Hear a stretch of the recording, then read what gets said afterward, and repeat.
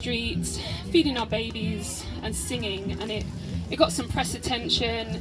It kind of inspired some other people to join us, and then we did it again and we did it again, and then I kind of thought I have to keep ramping this up, and I ended up joining other actions where we would be standing half naked, like bearing our breasts, and still I had Marlowe in a sling on my belly. And then there was another action where the women were locked by their throats to Parliament, the bars of Parliament, and I was sat there again with my baby, half naked, being in my vulnerability. It was called Bear the Truth, that action, and we were wondering whether we would be censored, whether our breasts would be censored, how the media would kind of portray it.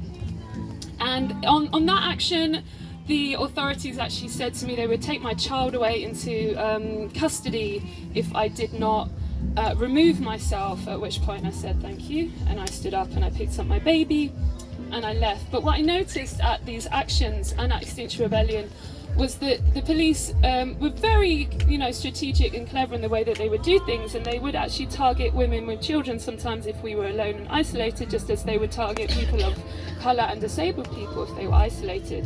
But when we were a group, en masse together, they didn't. And one of the things that we would do together was sing. So I have one more song and then I'm going to get into it.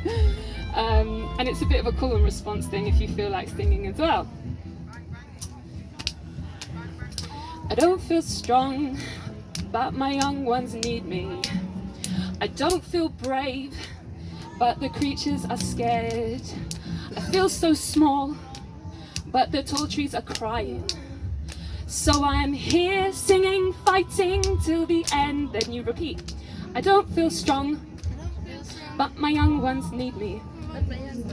I don't feel brave, but the creatures are scared, I feel so small, but the tall trees are crying, So I'm here, singing, fighting, till the end.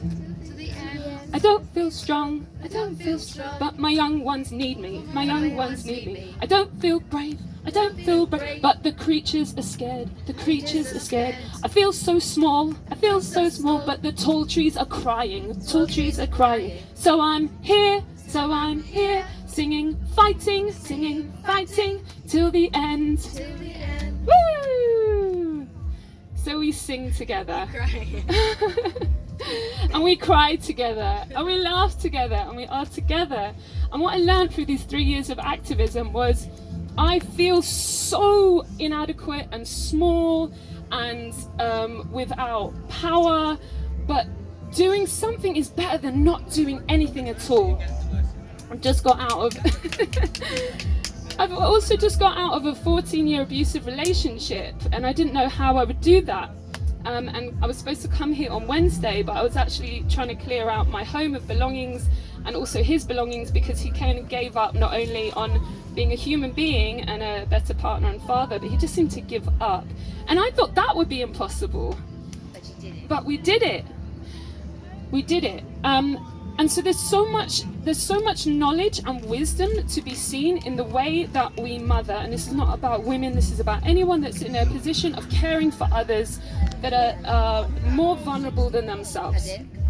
Right, so this might be people who are in care work, this might be teachers, this might be nurses, this might be anyone sort of in social jobs. Hey, welcome. And what we can like learn and see from it is where's the wisdom? So all the mothers that right now are working to run that families area, whilst they're breastfeeding their children, whilst they're feeding their children, feeding themselves last usually, what's the wisdom in that? And I want all of you to do this right now if you can. If you've got 2 hands free, just put one hand right here on your lower belly, and one here on your heart. And just notice, just see how it feels. If it's too weird, that's something interesting, isn't it? That's very interesting. Just take a deep breath in. And a sigh out. Just see if you can notice your breath. Breathing in. And a deep sigh out.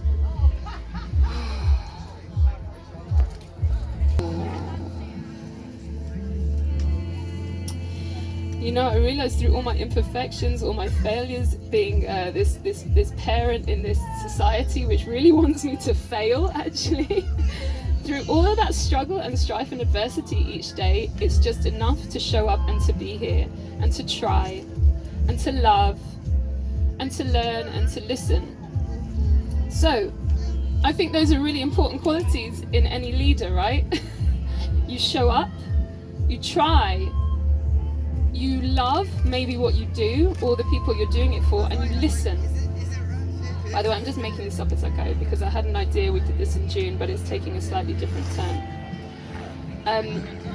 I'm here because of Mary Ellen. I'm here because Mary Ellen has created this space, which is a place for ideas to be shared and experiences to be shared and our thoughts to be stimulated. But I'd also like to know, like, why you guys are here. Maybe it's a festival that you come to every year and you've been here since it began, or maybe it's your first time. So it's like a chance for you to say, maybe to the person next to you, why you're here or hanging out. Maybe it's because I grabbed you and I was like, come on over to this corner, I'm doing a little workshop. But yeah, it'd be really nice. And if you're not shy, you can just like say, hi, my name is, and say to the whole room, but it's up to you. So yeah, a few minutes just to do that. It's my sister, and this will be the whole baby of the last festival she goes to before she has a baby. So this was just like a nice end of the summer kind of thing, chilling with my sis. That's why. Hey, my name's Hazel. I came because my brother told me for many years to come, but I never came. And he just said how like welcoming and beautiful, also just like I think just like how much of a safe space it was. And I really just felt like that was where I wanted to be, that's where I want to go, and also just meet people. And then I saw obviously it said like for mothers, and I was like, oh wow, like this is where like the universe support me here. And I was like, right, I'm gonna come, hopefully meet other people, and just like connect and like see what wisdom I can gain and stuff, because it's my first baby as well. So very like excited, but like nervous. But yeah, there's a lot to learn and yeah, exciting things. So lovely. That's amazing. Thank you for sharing that with us, Hazel. I feel really honoured. Well, thank you for listening. So, then you're now supposed to say. Yeah, I'm Sadie. This is Cosmo. I've been coming to Small since I was like 16. Hadn't been for like 5 years in the spring. We were actually here the last time with her dad. We just split up like a couple days before we came here. It's a good day. Yeah, so I'm playing over there and like I'm probably going to cry on stage with the singing that song as well. So yeah, and my toddler's going to have to be I'll come with playing. you. So yeah, I'll come and support you. come support. I got a baby gang, like loads of us have had babies in the past like year, so yes, hopefully my toddler will be entertained, and yes. Is that on Puffin stage you'll be singing? Huh? Which stage? Soundscape Soundscape, that's good. Puffin stage. Yeah, and like yeah too. Lovely. Yeah, so, yeah, and I came over. Obviously, you came over to me, but yeah, again, I feel like you came over for a reason. So. Yeah. Thank you for Yeah, remembering thanks me. for making this part of your day. You're so busy. It's a lot less stressful. It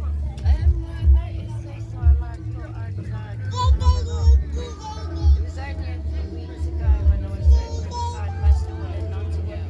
And I was out with family and it was like the in-laws. At the moment I had my disability card got wrote off in April, and I've already got this degenerative disease, so it's kind of made that a lot worse. So it's like if I walk for so long I lose the use of my wrists and things like that, you know, the pain is quite good. Anyway, I am now getting a scooter and a wow, so yeah, it win-win for me. Yay, it means I can get out more.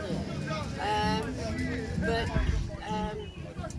while I was out, because I haven't got that scooter order van yet, because it takes time for that process to go ahead. And because it was the day seeing my grandson, you know, you pull up your big girl's pants, you go out there and you do what you have to do to make the people happy. You know, I knew I was going to be in bed for 3 days, but I went out and did a walk.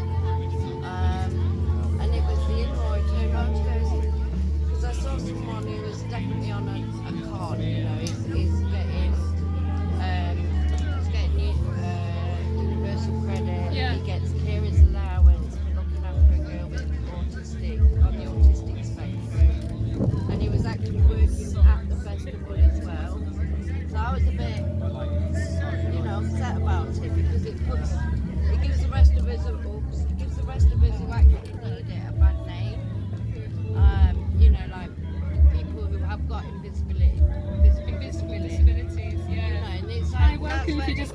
We're just sharing a little bit about That's when ourselves. she turned around and actually said, well, you're onto the good part, aren't you? And I'm like, what do you mean? She says, well, you're fine today. You're walking around with no problem. Yeah, it just shows the ignorance, doesn't it? I just couldn't straight hold to come and then on. I you just get couldn't taken out. hold on. It's like the tears were there, the anger was there, you know, and it's like, excuse me, but you know, you don't live in my body. You're not feeling what I feel.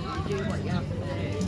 I was diagnosed with fibromyalgia when I was just 30 years old. So, you know, living with pain for 25 years. Sorry, I was running up a few years off there. And they give fibromyalgia often when they don't know what else to call it, or they're saying basically you're not going to help you with your pain, you just got this now. Rheumatism kind of runs in the family. It's like been passed down through generations. So fibromyalgia, it's like more kind of nerve related as well. Like the nerves aren't sending the right messages out, and it's around the garden. this is why like a slight bit of pain somewhere, you're feeling it elsewhere in your body as well.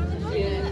Nerves start sending out false messages on other parts of the body as well. I'm going to totally bring that back to this theme, because this theme about stepping into leadership when you're in a sort of a job or a position where you're actually mothering. And as I said, it's not just about mothers or bearing children, but it's about are you do you work in care or in social health and social care. These are the things that are undervalued in our society, where actually we're all born needing love and care, and as we die we need love and care, and everything else in between is just a story. It's a good story, or it's a bad story. It's a tragic story, or it's a story of inspiration. And the stories that we're all creating every day, often they have the baggage of what we've inherited as stories as well, and we all have this feeling as kids, which is that we're small and powerless, and that we are, not listened to, and it stays with us, doesn't it? Yeah, I think I feel more that way now. I was pretty much of a free rebel when Yeah. The way you feel more now. yeah, it's like. Or we might have those little trigger moments. It's like, wow, where's this really strong emotion come from, of like injustice, and I've not been seen or I've not been heard, and it's going to come from some wiring that we got as kids at some point. So the most important thing is that we raise the children in the world to know that it's a safe world, right? Is it a hostile place or is it a friendly place? Is it a place where we have to go round with our guard and our heckles up and our armour and our weapons ready? Or is it a place where we can ask for help and say, I'm hungry, I'm thirsty, will you help me? I'm in pain, can I rest? I need shelter, will you give me a roof? And this is not about like religion or spirituality or anything like that, but actually we're all connected, we're all one, and our experience is very much the same. It's just different versions of the same thing. And I love being in places like this in Small World, where you can be on the land. I've been longing to be in a field again. I live in a small flat in London, and because of the separation from my partner, I took my kids away on the 25th of July. You are Black Panther. Yes. I took my kids away from that residence on the 25th of July. I haven't been back, and I said to the kids, we're going to have an adventure this summer. I didn't know where we were going to go each week. I knew where we'd be for the first 3 weeks, but after that we have just kind of been sofa surfing, and I just sort of reframed it and be like, we're going to have an adventure this summer, and here we are at Small World, and we're going to go to Earth First next. So this thing of like, being what are the qualities of leadership? We know that actually we're in a leaderless crisis right now. We have so many things that are adverse. We have the climate crisis, we have inequality, which is just like skyrocketing. You all know about the cost of living crisis, the fuel crisis, the food crisis, and health crisis, and all those other things. However, we aren't powerless. We aren't powerless to change things. The first thing is about knowing ourselves and our bodies, and you were just commenting about knowing that when you feel pain one day, you're going to then need to be in bed for 3 days, right? So knowing ourselves is really, really important. I was listening to this podcast, it's like marry yourself, and it's just about loving yourself, which is something I don't know how to do it, but I'm trying to get there. And it's to know yourself, trust yourself, and then eventually get to love yourself. So if we can do those things first, right? This is why I'm asking us to put our hands on our bellies earlier, because it's like knowing how we feel right now. this is also a really important energetic center. It's the center of femininity, creativity, vulnerability, sensitivity, sexuality, receptivity. I think I said vulnerability, but this is in yoga, if you practice yoga, the subtle energy space. It's the Svadhisthana, it's the water element, and it's about the merging and the going with the flow and all those other words I just said. So like placing a hand on our body sometimes in a loving way, as knowing our bodies as well, knowing how we feel. So if we can also do the same for, you know, what's going on where we are right now, can we know what's going on? It doesn't mean going down rabbit holes of conspiracy. It just means like, can I know the people that I'm living next to? Can I know what's going on at the council? Can I know that I can't cope with it right now? Can I know that I need a time out? You know, it's knowing ourselves and knowing the environment that we're in. And then this moves into trust. So I'm totally borrowing this from this guy that wrote this book. It's not my thing, by the way. So can I trust, but like, if I know myself well enough, then I can start to trust myself, which, by the way, that's the only thing you need to know as a parent. We don't know what we're doing. That's the truth. We make it up every single day. But we know who we are. But we get to know ourselves in the new capacity as a parent. And everything shifts, and the hormones do that for us as well. So we know that our child has woken up. We know that our child's hungry. We know that something's not right, even when our doctors are telling us there's nothing wrong, like we know. So it's like knowing your baby right now, and knowing your womb, and knowing your pregnancy, and then trusting that you know. That's like you said about the wisdom. Bye, take care. You said about the wisdom, and actually we've also been in this society of oppression which doesn't want you to know yourself or trust yourself or love yourself, because then you can keep being a consumer and filling this empty void of sort of sadness and darkness and depression with whatever substance or drink or, you know, behavior. The mothering principle is that we are complete. So if we can tell our children that we love them and they're whole and you are complete, you don't need anything else to make you complete and beautiful, then that's all we need to do.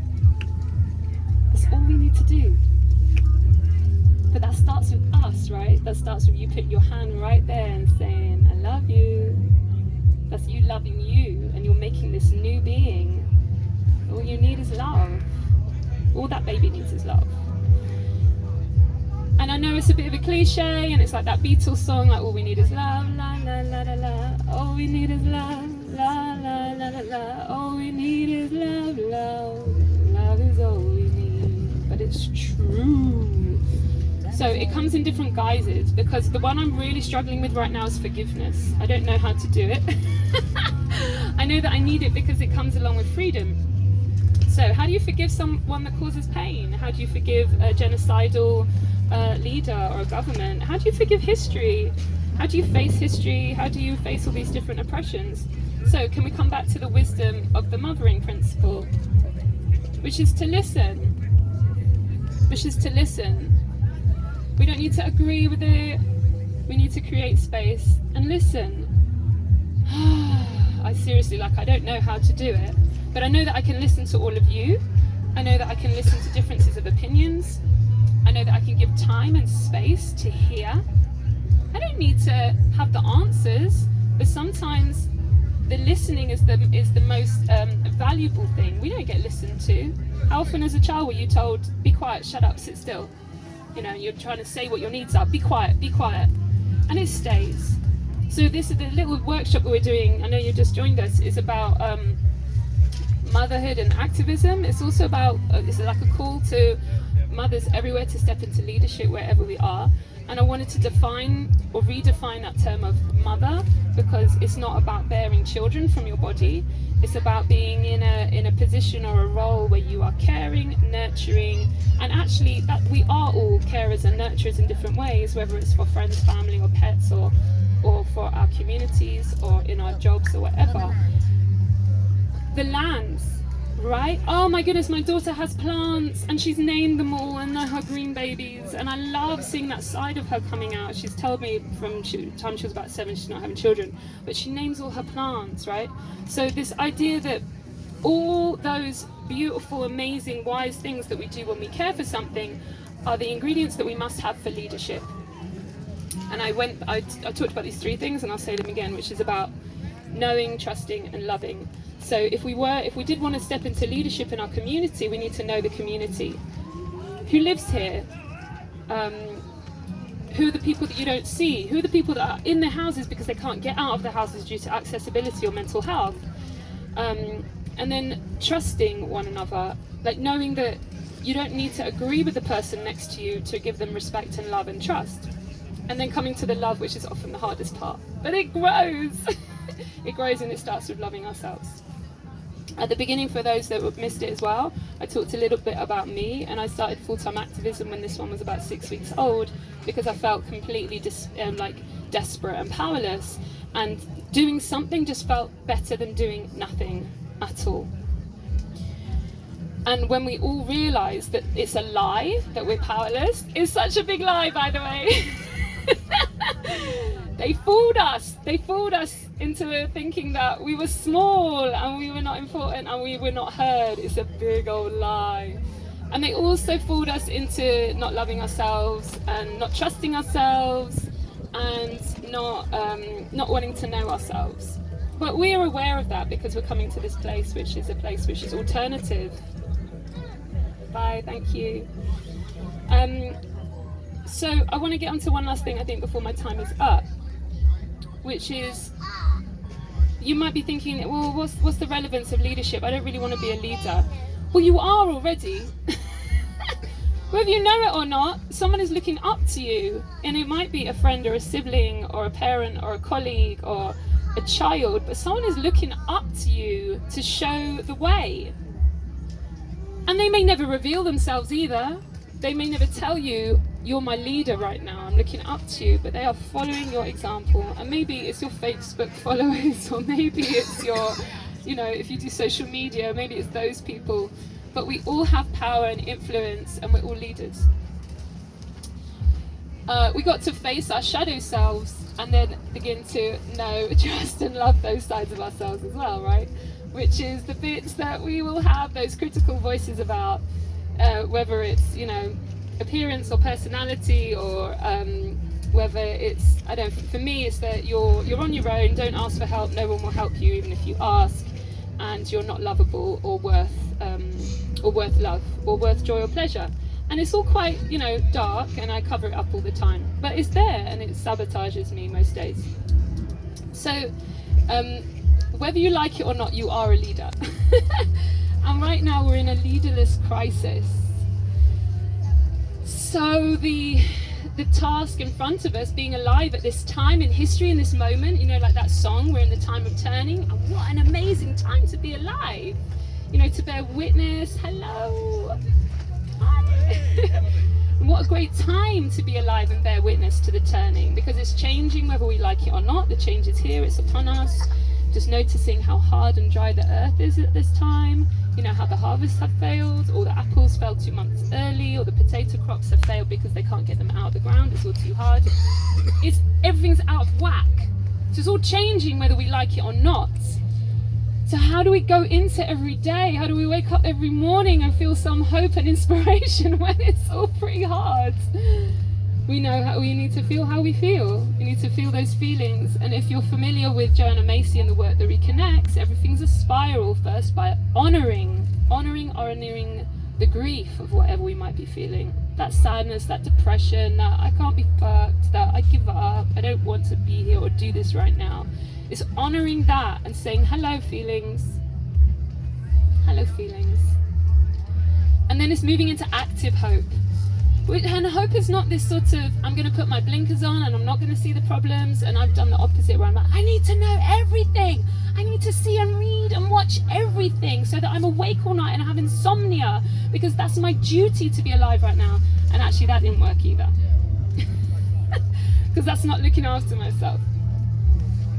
So how do we do it? So you honor the grief and then you move into active hope, which is like, yeah, I know things are hard, but I'm going to take action anyway. I know I might be small and insignificant like the song, but I'm going to take action anyway. And then that moves into this collective spiraling upwards, spiraling upwards, spiraling upwards. Occasionally we slip back down, but we spiral upwards again. think the most, we have a mother to be in our midst. We had a mother that had to leave. I have 3 kids that I'm juggling. One of them, I do not know where they are right now. But coming back to like this wisdom of mothering, you're not supposed to know how to do it. You're not supposed to get it right. You're supposed to show up and do your best and just try. Just try, and being willing to show up and try and do it anyway, even though I'm flawed, even though I fuck it up. You know, the willingness to be in it, to apologize. This is what we also need from the leaders in our lives and the leaders in the world. We have to all take this sort of joint accountability for where we're going.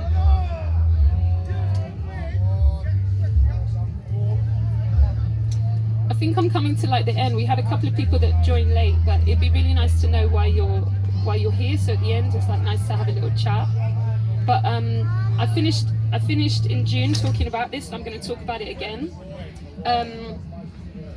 The last thing I want to talk about is pleasure and joy. So knowing, loving ourselves and trusting ourselves and all of that. It also means that we deserve joy and we deserve pleasure. And loving the skin that you're in also means allowing yourself joy and pleasure. I have a really hard time with this one, by the way. I don't know how to do it. I'm really judgmental of hedonism. I'm really judgmental of disappearing into a fog of drugs and alcohol. Because I don't feel like I'm allowed to do it. Because if I do that, then how am I going to be responsible and how am I going to look after my kids? So it feels unfair. It feels like, why does everyone get to have fun, but I don't, because, you know, I've been a mother since I was 28. But we're allowed it. We're allowed it. So how else perhaps is there ways to have joy, to like feel the bliss? Well, for me, it comes through yoga, meditation, but also just speaking and dancing and singing and touch and like hugs and loving friends and family and all of that. That's all pleasure as well. So the reason why that's really important when it comes to talking about motherhood is that you're gonna maybe know a lot of women in your lives that sort of became mothers and they went into the martyrdom. So there's a yoga teacher called Anna Forrest, and she calls it the sacrificial whore, where it's like you're in sacrifice, bitch, and you're gonna be like always telling everyone how much sacrifice you've made in your life. And actually, that, you know, my mother's done this to me. It can actually be quite oppressive. I don't get to rest. I have to be strong, and she's basically saying you don't get to rest.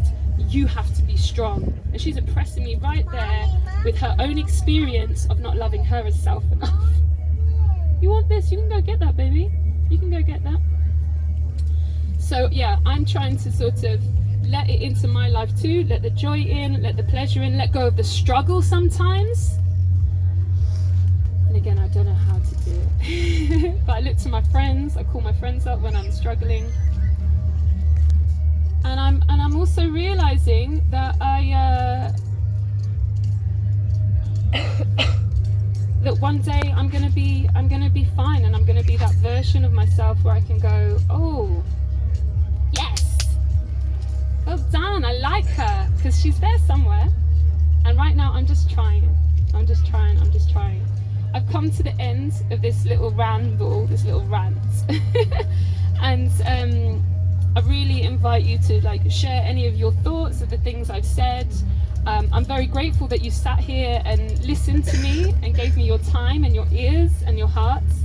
So I just want to say thank you. This gratitude is real. Thank you. Thank you. Thank you. Thank you. Thank you.